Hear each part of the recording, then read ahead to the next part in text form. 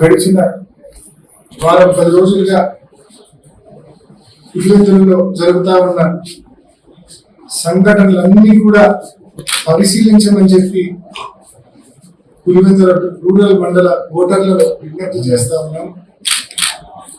ఏ రకంగా తెలుగుదేశం పార్టీ ప్రభుత్వ యంత్రాంగం విచ్చలవిడిగా అధికార దుర్వినియోగం, పతాక స్థాయిలో అధికార దుర్వినియోగం ఏ రకంగా చేశారో ఒకసారి గమనించమని చెప్పి కోరుతా ఉన్నాను. ప్రశాంతంగా ఉన్న పులివెందులను, అత్యంత ప్రశాంతంగా ఉన్న పులివెందులను ఇవాళ రక్తపాతం పారే పరిస్థితి తీసుకొచ్చారు. విచ్చలవిడి దౌర్జన్యం చేసే పరిస్థితి తీసుకొచ్చారు. దీనికి కారణమైన వాళ్ళని ఇప్పటికీ అరెస్ట్ చేయలేదు. గడిచిన 10 రోజుల్లో జరిగిన ప్రతి సంఘటన మనం పరిశీలిస్తే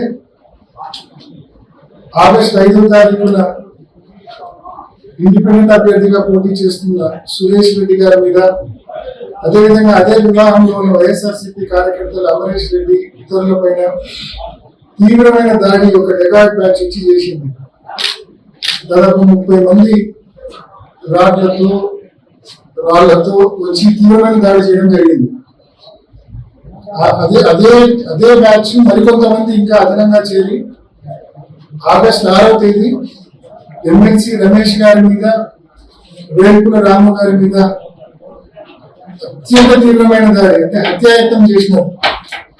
ఏమాత్రం ఏమరపాటు జరిగిందా, ఏమాత్రం పొరపాటు జరిగిందా ప్రాణాలు పోయిన పరిస్థితి.